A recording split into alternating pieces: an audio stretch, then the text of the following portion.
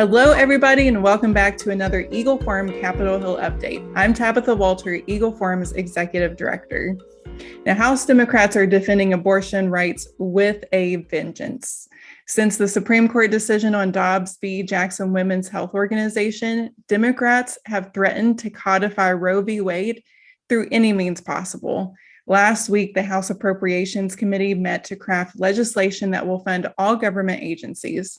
Instead of focusing on responsible spending and cutting the debt, they had a showdown over abortion rights. Now, two long-standing amendments were nowhere to be found in the appropriations bill: the Hyde Amendment that prevents taxpayer money from paying for abortions, and Weldon Amendment that provides conscious protections for individuals and entities that refuse to participate in abortions, have been ignored in this Democrat-controlled Congress. These historically bipartisan amendments have been supported by Democrats since the 1970s, including President Joe Biden.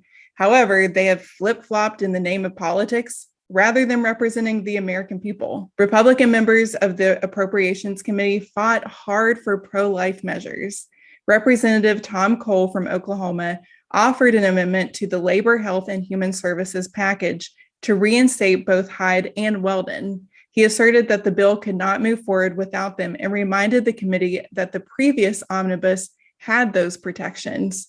However, the amendment failed by a vote of 26-31, with one Democrat, Representative Henry Cuellar from Texas, voting in favor. Shortly after, Representative Barbara Lee from California offered an amendment to allow the Department of Health and Human Services to, quote, use every tool at its disposal to ensure that medication abortion care is accessible, affordable, covered, and convenient for patients, including through access to telehealth, end quote.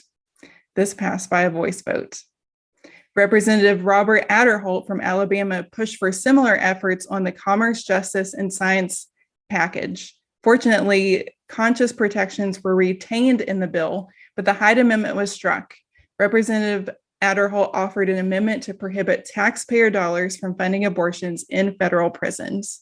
This measure failed by a vote of 25-31, with Representative Cuellar voting in favor once again. In the same package, Representative Debbie Wasserman Schultz from Florida offered an amendment that the Department of Justice could not prosecute anyone who traveled across lines to obtain or assist in an abortion. This quickly became problematic if a trafficker, rapist, or abuser would take their victims to get abortions without repercussions. After the passage of the amendment, Representative Jamie Herrera Butler quickly offered an amendment to clarify that the DOJ would prosecute these bad actors.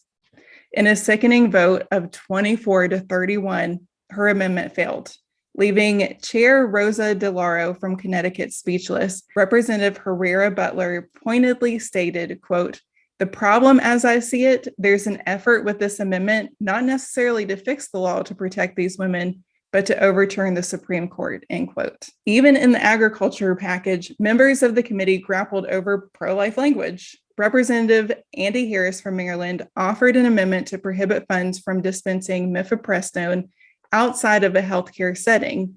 This drug is commonly used to end pregnancies. The amendment was defeated 26-32.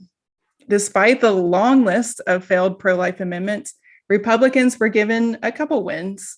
Language was added to the LHHS and CJS packages to grant extra security for pregnancy health centers and the Supreme Court justices due to the violent protesters after the Dobbs ruling. The full appropriations package will be placed for a vote in the upcoming weeks. Although it will likely pass the House, the Senate will engage in more intense deliberations, which may completely rewrite the bill. If it stalls in the Senate, both chambers will have to pass a continuing resolution or face a government shutdown. Eagle Forum will keep you updated on the movement of all government spending related bills.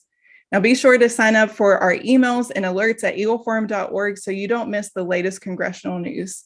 If you have any questions about today's report, post them below. And always, thank you for listening.